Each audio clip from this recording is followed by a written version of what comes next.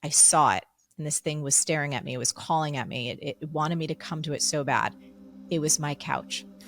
And then I heard the voice in my head that said, Marie, you can't take a break.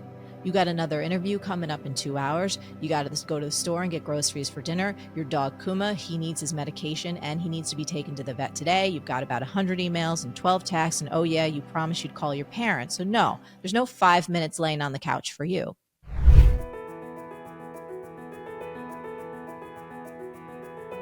Today we have an extraordinary guest joining us. She's a powerhouse in the world of personal development, a New York Times bestselling author, and a true inspiration to millions.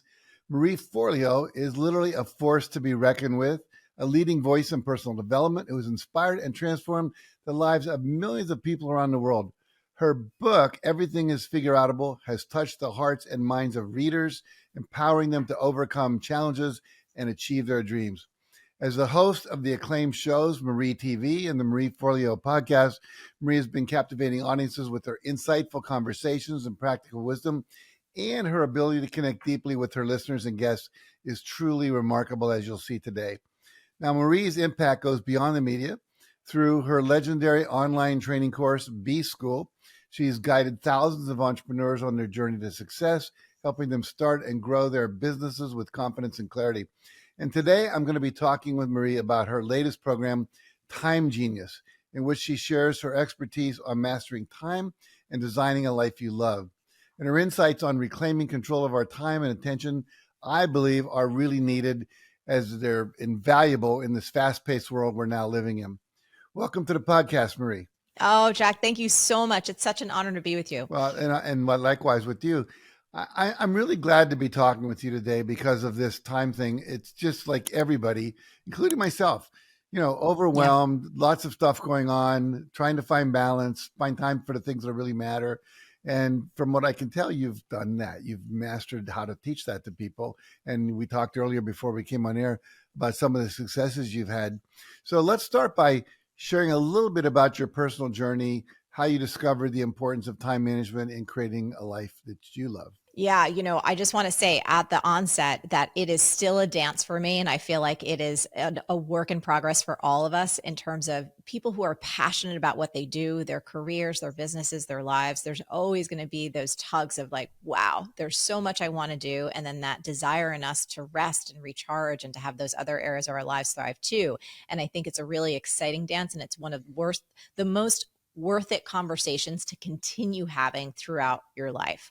And so for me, in terms of the journey really to mastering this, I have always been obsessed with time because as an entrepreneur, someone who's super passionate about what I do, I think in the early stages of my career, I was looking to squeeze as much as humanly possible out of every moment. So I was so into the science and the neuroscience and the behavioral science and trying every different possibility, every different principle, every different planning system that I could to get as much into the day as possible.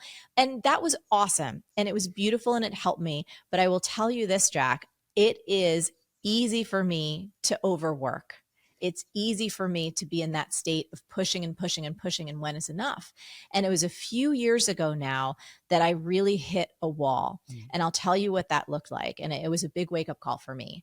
I remember being at my desk working and I went downstairs to get a drink and I looked over into my living room and I saw it. And this thing was staring at me. It was calling at me. It wanted me to come to it so bad. It was my couch. And then I heard the voice in my head that said, Marie, you can't take a break. You got another interview coming up in 2 hours. You got to go to the store and get groceries for dinner. Your dog Kuma, he needs his medication and he needs to be taken to the vet today. You've got about 100 emails and 12 texts. And oh yeah, you promised you'd call your parents. So no, there's no 5 minutes laying on the couch for you. And Jack, I remember not giving myself permission to go lay on the couch even for 5 minutes, because you know what that would mean?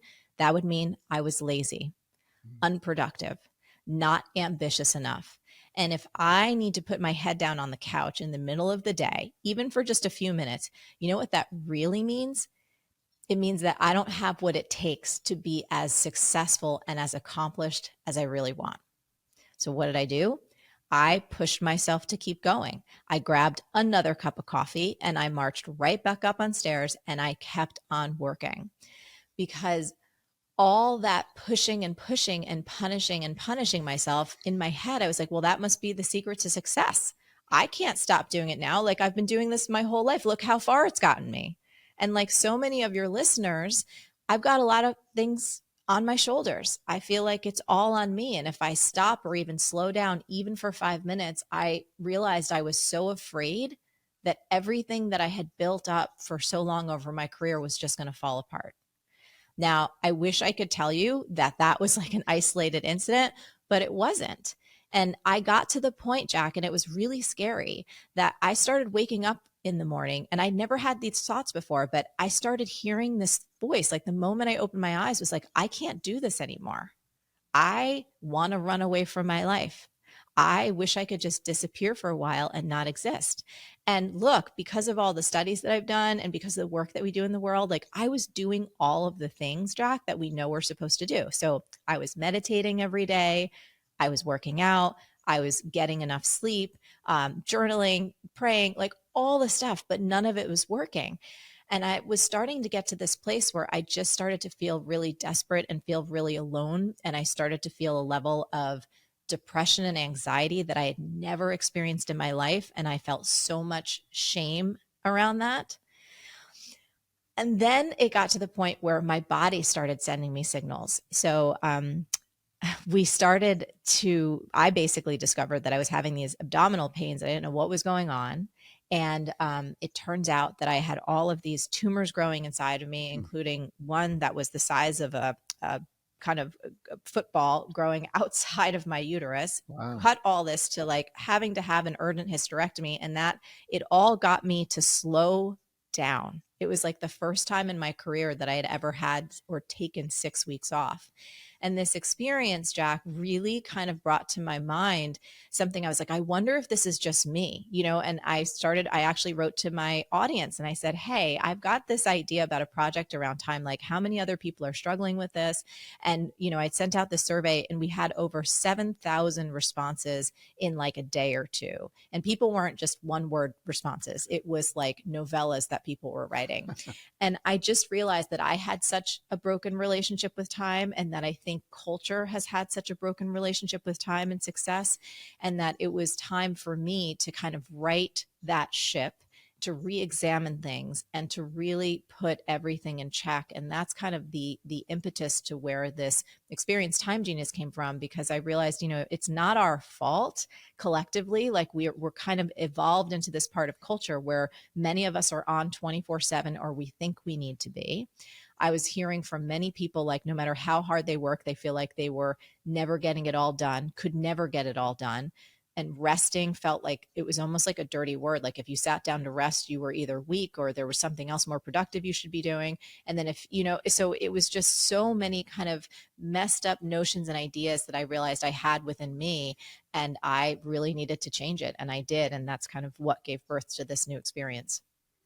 So what did you change? So here you are, you're like a lot of people that we attract because we teach about achieving your dreams and do all that. And people want to pursue their dreams and their passions and their spiritual growth, and they got families to raise and parents to take care of, and they end up feeling overwhelmed and trapped. So I'm curious, what did you do? And then how did that begin to inform the work that you're doing now with people? Yeah. So for me, I think that experience of having that urgent hysterectomy and then really being laid out for 6 to 8 weeks and not being able to move gave me first an opportunity to recognize how hard I was pushing myself mentally, how addicted I was to constantly producing, and how much I had kind of fallen victim to this notion that it's never enough. Like, there's never enough time. I'm never going to get it all done. And I realized first and foremost that living in this world that I call time stress, which is that world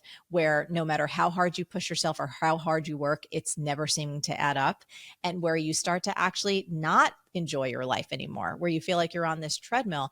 And I started to change my own mindset and say, you know what, rather than there's never enough time, there's always enough time for what's most important and what's important for me right now is to actually articulate and decide what stage and season of life am I in, and what do I need to prioritize, and how do I get better at saying no. So we'll walk through all the different things that I changed, but the very first thing was most important, understanding that becoming what I call a time genius, it's an inside out job. It's starting to recognize all the different ways for me that I had programmed myself to feel never enough, to feel like I was always in time scarcity, to feel like no matter how hard I worked or pushed, that it was never adding up to where I wanted to go. It's interesting. When I was in graduate school, we had a class in education on what's called self-science education, and I believe that everyone has a core killer statement. It goes, I'm not blank enough. I'm not accomplished enough. I'm not experienced enough. I'm not attractive enough. I'm not doing enough. I'm not, all that. And then also I don't have enough. And you're saying, I don't have enough time. I don't have enough accolades. I haven't produced enough books yet. I don't have enough people following me on Facebook or Instagram, or, it's like, no matter what it is, it's never enough. And if it's never enough, it doesn't matter how much you have, you're living in the context of not enough. So was that just a decision you made? Was it some awareness you had? How did you get to that place where you changed it from, wait a second, I am enough and I'm going to decide what enough is? How did you do that? Well, there was this really cool thing that happened to me. I'll tell you, it was another kind of one of those life moments where an aha dropped in that changed everything. And this is something that everyone in your audience is going to be able to use. So I remember being in my kitchen, and my partner, Josh, we've been together for about 20 years. He would ask me all the time, like, hey, Marie, how's it going? Like, how was your day? What's going on with work? What's happening in the business? And Jack, I would answer him time and time again with, oh, I'm so overwhelmed right now. I've got so much on my plate. We've got a Marie TV shoot coming up. I've got all this content I've got to create. We've got to hire another creative programmer. If I could only get through these next few months, then I'll finally be able to breathe. Have you ever said that? Yeah, my wife reminded me of that for years. And so I remember there was one day where I was just about to say that again.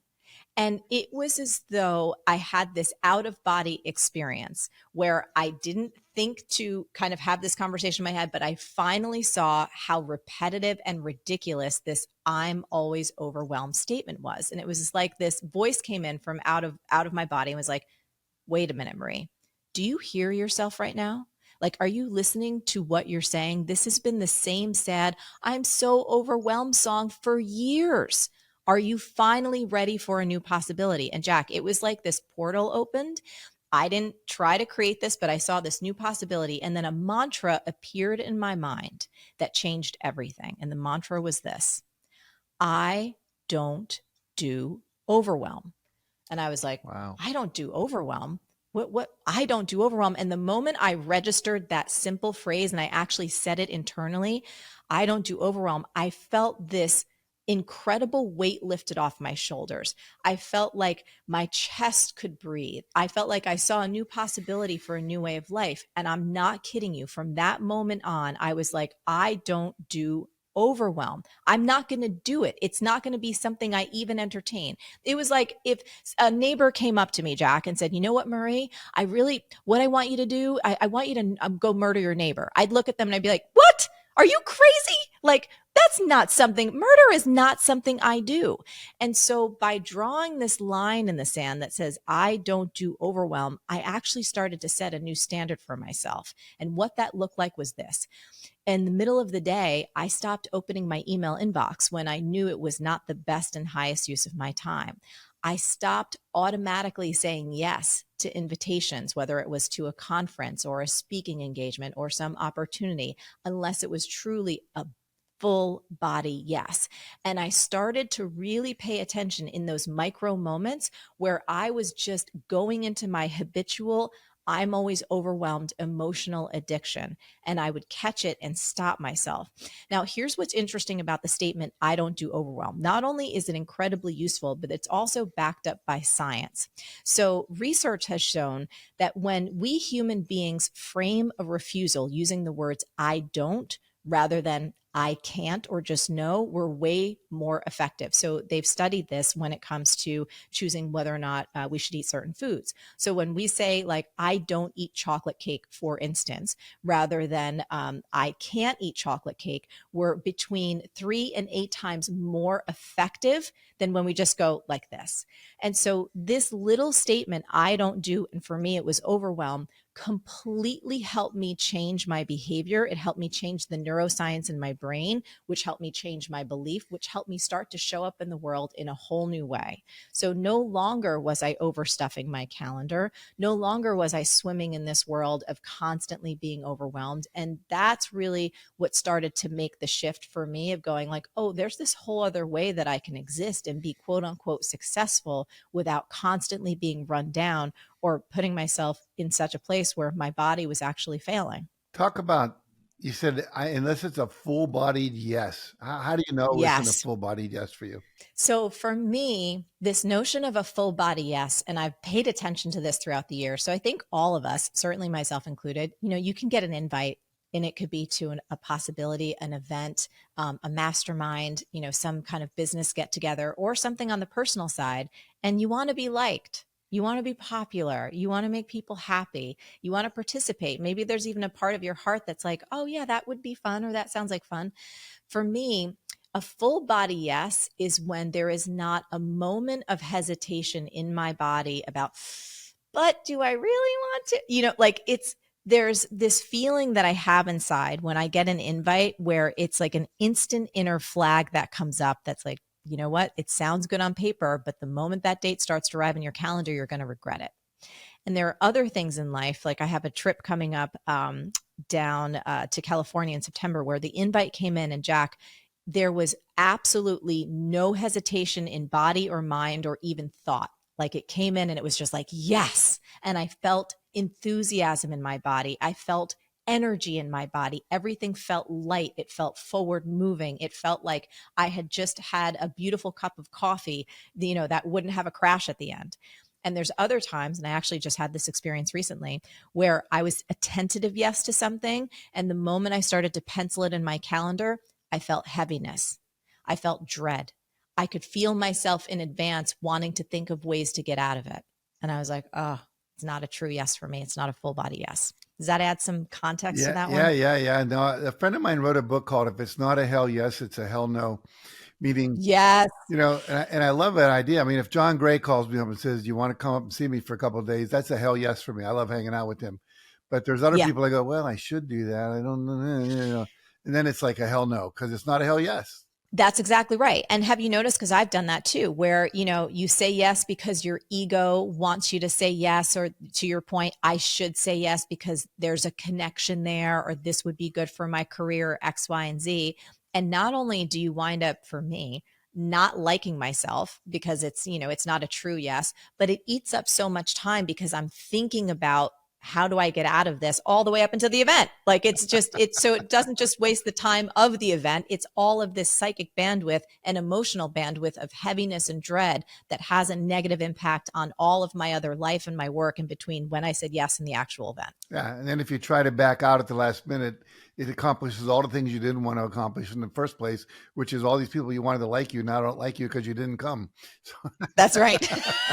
That's 100% right. So I get you. No, I went through a period where I felt like I wasn't enough. So I had to have all these approvals and diplomas and awards that people give me.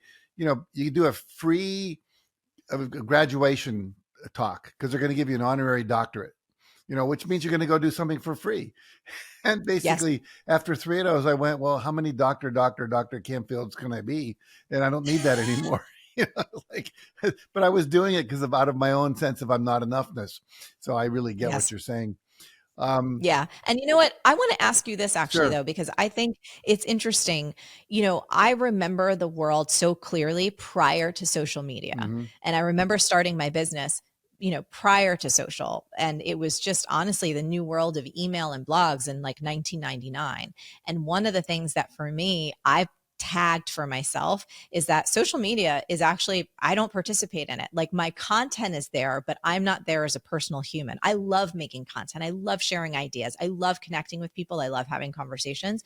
But I wondered for you, that feeling of not enoughness, my viewpoint and perspective is that social media has been something that can amplify that for Yes. people and make them absolutely like crazy in not a good way. And just this feeling where your phone has to be with you all of the time and there's no margin or no space for daydreaming or just being. I didn't know if you had a perspective on that, because that feeling not enoughness, that's one of the things we talk about in Time Genius, because I've noticed that people spend an enormous amount of times on their phone on social Yeah. and wind up feeling terrible. No, it's insane. Every once in a while when I go I've gone off track with it. And, then you get some little thing that comes up and says, last week you spent this many hours on your phone, and you can see the data right there. It's like, oh my God. But, yeah, I know for me, Tim Ferriss talks about doing a digital detox, where you just like Yeah. get away from it for a while and don't watch it. Don't even answer email. If it's really important, someone will probably tell you about it. And, I have staff also that can, go through that and tell me what's important and so forth. But for me, yeah. And you see all these people comparing, well, he's got 400,000 followers. I've only got 100,000 followers. I've got to do more. And, all of a sudden we're finding out what you ate for breakfast today. And do I really care? But it's true. We're much more into comparing ourselves with others than we ever used to be, I think, because there's more data, there's more available to do that with. And when you think about how Yep. everyone's airbrushing and everything's edited and everything's made perfect and so forth, you're comparing yourself with something that isn't even real. And then That's true. you can't win. I always say comparison is the fast track to misery. You either come out less Yes. than, and then you feel like you don't measure up, or you come out better than, you feel like, well, why would I talk to that person? They're less than me. It creates division and low self-esteem and divisiveness and on and on. Yes. So yeah, I mean, there's good value for social media that can help people with new information and all of that. But in general, there's as much negative. And anything that comes along like AI is the same thing. There's good aspects, bad aspects. We get to wait and see. But I think ultimately we have to be responsible, just like what we put in our bodies with food. We have to be responsible for what we watch, what we listen to, what we read, what websites we go to, what apps we have on our phone, all that good stuff. So I'm just curious. You got this class, and which sounds great. What are some of the practical strategies that you are recommending to people? I don't expect you to teach your whole course in one little podcast here, but give us some ideas of what's in there. Yeah. So Time Genius is this beautiful experience. We take people through it in 5 days. And I particularly built it for busy people like us, ambitious, creative, busy people who probably right now are saying, but I don't even have the time. Like I'm so underwater that I don't have the time. And one of the most important aspects of the program comes, well, first of all, in module 1, day 1, we just talk about these two worlds of living in time stress versus being a time genius. And when you're a time genius, you actually feel like you have more than enough time for what's important. You very easily say no. And this is probably the most important thing that we do on day 2 is when you know what's important, you can ignore what's not. Meaning, we clarify what is truly most important to you at this stage and season of your life. And that last nuanced part is so important, Jack, as you know, because what's important to us when we're in our late teens or 20s or early 30s is usually very different than what's important to us in our mid 30s and 40s and 50s versus what's most important to us in our mid 50s and 60s and 70s. And like every stage and season of life is different. And sometimes we haven't done the sit down and check in with ourselves to go, what really matters to me now? Is there this book that I'm trying to get done that is the most beautiful thing that I want to give birth to in the world? Is it my health that really needs my attention? Is it a member of my family? Is it being in my garden? It could be, who knows what it is for you. But I think, at least in my life, I had run on autopilot for so long because it was so successful that I wasn't stopping to say what's true for me in this stage and season of life. So even that's philosophical, but we break it down to help people get that crystal clarity they need, Jack. So then once we know what's important, it becomes a lot easier to start structuring our days to make sure what's most important gets done first. And from a tactical standpoint, there's one trick that I've used that has helped me so much and that anyone can start doing right now as we're listening to this podcast. So this is especially helpful if people don't have the same schedule every day. And that's very true for most entrepreneurs. You know, they can be traveling, they could be speaking, they can be working with their team, they could be working solo. So every day is not necessarily going to look or start at the same time. So here's a 4-minute thing that you can do every single afternoon that will set you up for success and get you on that path to being the time genius that you deserve to be. And it's this: not at 5 o'clock or 6 o'clock or whenever you close up shop for the day, but usually around 2 or 3 in the afternoon, set a little alarm and give yourself 4 minutes to write down your success plan for the next day, meaning what time you want to get up and what are the handful of the most important things, like not 7, not 10, 1 to 3 things that if you got them done, the next day would be a big, huge winner. So whether that's, a half hour on your particular writing project, it could be making a few pitches or calls. It could be your workout, your meditation. Again, depending on what's most important to you right now that we decide in day 2, it's giving yourself this beautiful success plan written down simply on a piece of paper. I have my little notebook here. I use very simple, wide ruled notebooks, nothing fancy, nothing complicated. And I know exactly when I'm waking up. I know exactly what my few first tasks of the day are. And then if there's any personal things like, oh, I know I need to order the dog food, or I know I need to do this for my parents, or whatever it is, those are written there too. And Jack, the simple success plan, not a to-do list, a success plan, helps me so much because when I wake up, I don't open my email. I'm not looking at other people's agendas. I know exactly what I need to get done. And a simple success plan like that only takes a few minutes and it leaves margin for the surprises in life. When you're not packed so tight, when your schedule is not to the minute all the time, you have space and grace for the inevitable things that could happen, which can include things with your own health, someone in your family, something happens with your team or technology. There's enough margin in there to allow you to get done what's most important and to be appropriate to the unexpected nature of life. I'm curious why 3 or 4 in the afternoon instead of like 5 or 6. What's the reasoning behind that? The reasoning behind that is I've found, at least for myself and for so many of our students, I've taken thousands of people through this process now. Usually at 5 or 6 o'clock, we're a little toasty. We can be a little just like, like you just want to finish things up and you're not necessarily full of that clarity and that perspective that you would have at 2 or 3, where you've really got a good handle on what is most important rather than just either trying to rush through it. Or what tends to happen for a lot of people, especially if you have a family, you know what I mean? You've got a lot of other things pulling on your attention. 5 or 6 o'clock comes around, someone's asking you what's for dinner, or, hey, remember, we got to go make it to that play, or we got to make it to the school, or doing what, and then you forget to do it. So there's many more things that could happen, from your own energy level dropping to interruptions to just being too tired or to be pulled away for a legitimate reason, that then you wake up in the morning and you're like, wait, what the hell? Okay, I'm going to go in my email. What's going on in my calendar? You just don't set yourself up for success like you do if you get it done at that 2 or 3 mark. And then you can also close up shop for the day and just really be done. Like, be absolutely done, and know that when you wake up and you do your morning routine, you go and you're like, oh, this is all I got to get done. I'm good. That's great. Well, I've always taught people to plan the next day, the day before, but I like doing it earlier because it is true. Like tonight, I'm going to see a movie with my wife. We belong to the Cinema Society. And if all of a sudden I'm doing something and she says, we got to go now, then I wouldn't get to it. So that's right. I hear that. That's cool. Very good. All right. So I'm curious.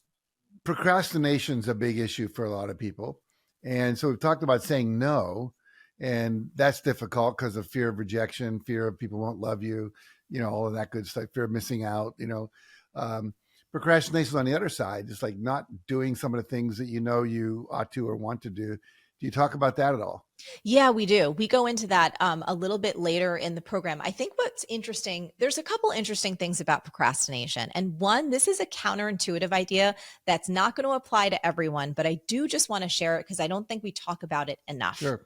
And it's that sometimes procrastination can actually be a good thing. it can be a blessing. And here's what I mean by that. Obviously, if there's a project that, let's say you want to write your manuscript, let's say you want to write your course or your program, or you want to launch a new product in your business or something that's legitimately, you're like, I want to do this. We can teach you. And we do have all different kinds of ways in the program to help you kind of break it down, structure it, get the accountability you need so that that project gets done. We can handle that. But what I think is more interesting and rarely talked about is, can you ask yourself some questions about why you're procrastinating on it? Because sometimes I think procrastination can be a blessing in disguise. And here's what I mean. I remember there was one deal I was going to do with someone who's a very cool person, amazing human being, but I kept delaying on signing the contract, which is odd for me. I'm an action taker. I like to get things done. And I found myself procrastinating on this. And rather than beating myself up, Jack, and thinking like, oh, you're just like, being whatever, overwhelmed, or you're not getting things done, I really stopped. And wouldn't it be funny? I got an email from this particular human. It was a couple days later, and the interaction revealed that this was not going to be a good business deal. It was almost as if there was a part of my subconscious that knew that this wasn't for me. And so I was behaving a little oddly around it. And I am so grateful to my procrastination because I never signed the contract, because I learned that it would have been a bad mix of chemistry. Probably would have lost money, definitely would have lost time, and it was not the right deal for me. So I think that for anyone listening who struggles with procrastination, again, to have a little bit of a deeper look and ask yourself, what is it about this project that is causing you to procrastinate? And may there be any bit of your subconscious or intuition that might be speaking up that says, this thing really isn't for you. It might even be a work project. I've had times in my life where people are like, you should do this, Marie. You should be writing this book. This should happen. You should do this. It's going to help a lot of people. It made sense to my brain. But you know what, Jack? It didn't make sense to my heart. Mm-hmm. It wasn't my intuitive truth. And if I'm not moving on something, there's a real reason for it. And for anyone listening, if you're like, yeah, but I procrastinate all the time, if you're interested, join us for Time James. We can handle all the normal stuff, but I'm more interested in having people really tell themselves the truth about why they're procrastinating, to see if there might not be something else going on. Now, a friend of mine and I were talking about this, I don't know, a couple months ago, and she was saying that sometimes we procrastinate because it's really not our thing to do.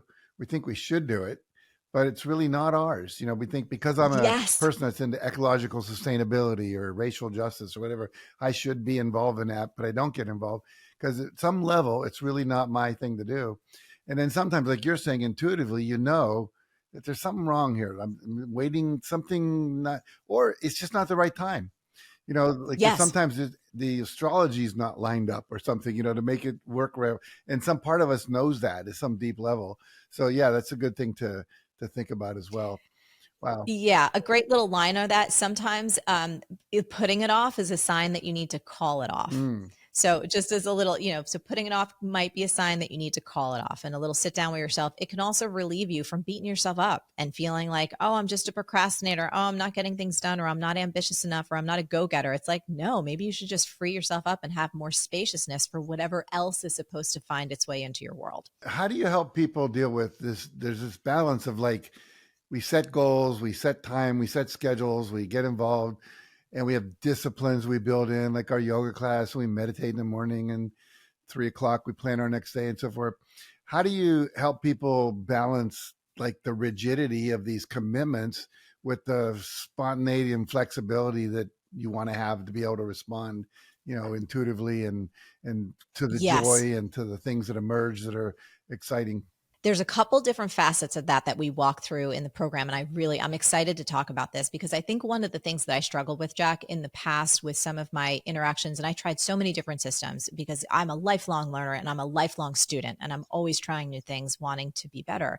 But I did find that rigidity was especially hard for someone like me. I call myself a multi-passionate entrepreneur. I have a lot of energy, but it flows in a lot of different directions. So too much structure for me feels suffocating, and it feels unproductive. So I wanted to build Time Genius to really help people that were built like me, who were like, you know what I mean? If you box this in too much, it's like, no, I got to break free. So one of the cool things about the program is there is a lot of flexibility built in. And we talk about also giving yourself time and space to be what I call is in the trenches. So this is one of our little phrases that we talk about a lot. I'm sure you've been there in your life. We all have, and we'll be there again. In the trenches are times and periods of your life where you either get knocked to your knees, you get exhausted. There might be something unexpected that occurs. You might lose a key team member. There might be something occurring with your family that you really need to give all your attention to them. And I find that where I have fallen down in the past, and other people have as well, is where we try and do our normal things, right? When we're in the trenches of life, where you're trying to meditate for 20 minutes every day and work out and have this full work day where everything is scheduled. And you're also handling a huge family crisis. And you're also dealing with grief. And you're also making your way through some really challenging, difficult, emotional situation. And when I started to talk about this idea in the program and started to help people understand, hey, are you in the trenches right now in some area of your life? Did you just have a baby? Did you just lose a parent? You know, there's so many things that could happen. And then I say, okay, this is where we scale back. This is where we say, oh, my usual morning routine, maybe it's 45 minutes, maybe it's a half hour. What's the 3-minute version? What's the version where there's a minute of meditation? I do a minute of sun salutations. I do just a minute of journaling, and that's enough.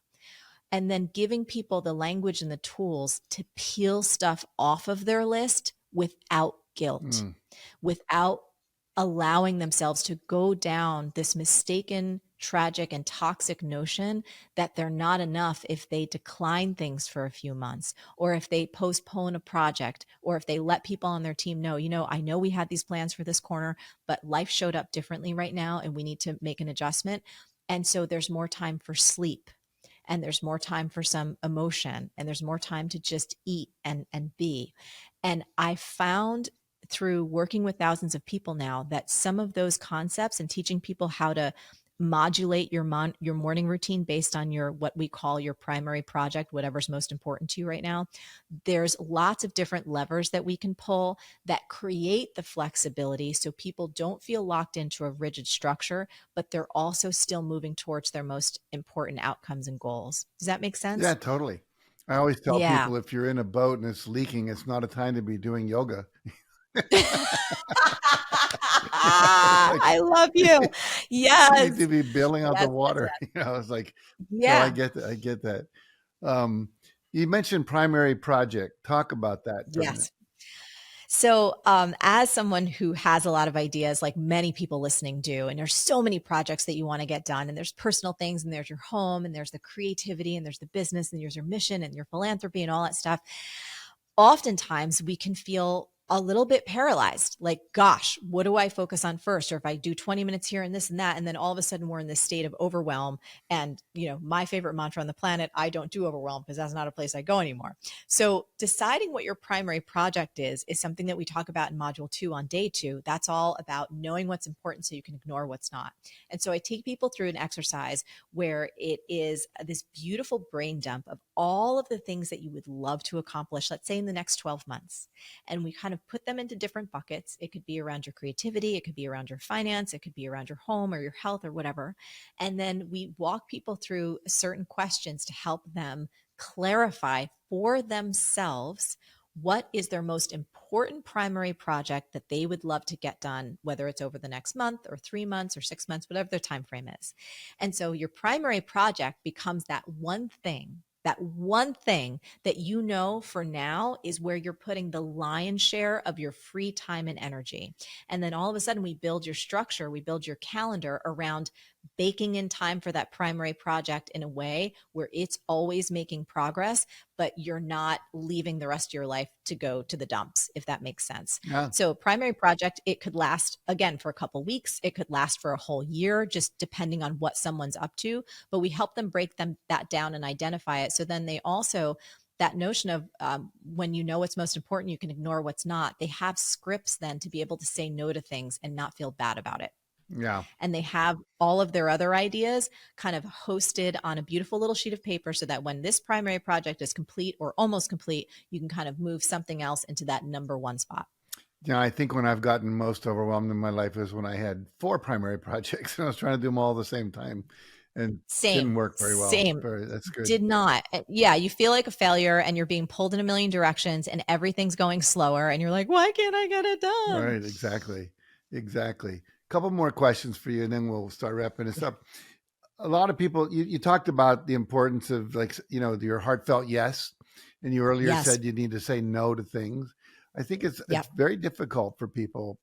We kind of touched on it, but I want to go a little deeper about saying no, setting boundaries, fear of people not liking you anymore. And I interviewed a woman named Anita Morjani not too long ago who wrote a book called Dying to Be Me, who actually got cancer because she made other people's needs more important than her own.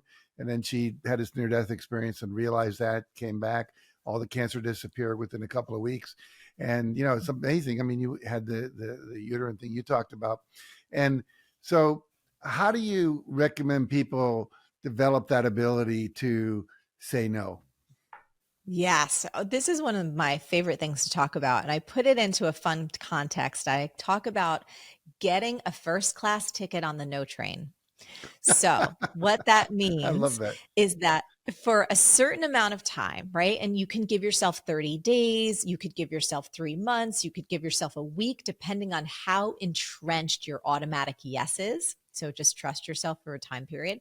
And for whatever that time period is, you have a first class ticket on the no train. And what that means is that any request that comes into your world, even if you don't verbally say it out loud, your internal response is nope. Like it's just a no. You just automatically say no. If a friend invites you to dinner, you'll say, you know what? I need to check my calendar. Let me get back to you so that you have enough space to be able to then come back. I'm not going to be able to make it. Someone asks you to be on the committee or volunteer, or you know what, Jack, we would love you to come give this commencement speech because we have got an honorary doctorate waiting for you. And so Jack Canfield would be like, no, I'm on the no train right now. No, thank you. So that's this idea of it's just an automatic no. And it can be a fun and playful game. Like I said, you don't have to just blurt out no in a rude way to anyone, but it's something you say internally so that you can start clearing the decks so that you can feel into your full body yeses. Mm-hmm. And what I've found is most helpful is giving ourselves time. So whenever an invite comes in to say, I'm going to need to check my schedule. I don't know if I can make that. If it's a clear no and it's a no, or you're not able to of course, handle it immediately. But if you're that kind of person who tends to overcommit, create that space, look at your ticket on the no train, look at your calendar. And then the other thing that I thought was a really cool trick, you may have heard this one, but I think it's a great reminder. If you wouldn't be excited about doing it today, don't put it in your calendar for 3 months. That's really cool. If you're Right. not excited about doing it right now, you're probably not going to be excited about doing it next week. Exactly. You're going to hate it. Yeah. And I know this from me. I talk to friends about this all the time. I have one dear friend and we laugh so hard. We're like, oh my gosh, I said yes to this thing 6 months ago and now it's here. And I'm like, what was I thinking? Why did I say? Because it was so far off in the future and we're kind of torturing our future self. But if we love our future self enough to really bring her into the present, say, do you really want to do this tonight? Would you be excited about doing this afternoon? If the answer is no, just like your friend's book, it needs to be a hell no and knock it on your calendar. Wave that first class ticket. Choo choo. I am on the no train right now. Yeah. I just share one other technique I learned years ago that was really helpful for me, which was when you're saying no to somebody, to say, this no is not against you or your project. I think it's wonderful and I love you and I love your project.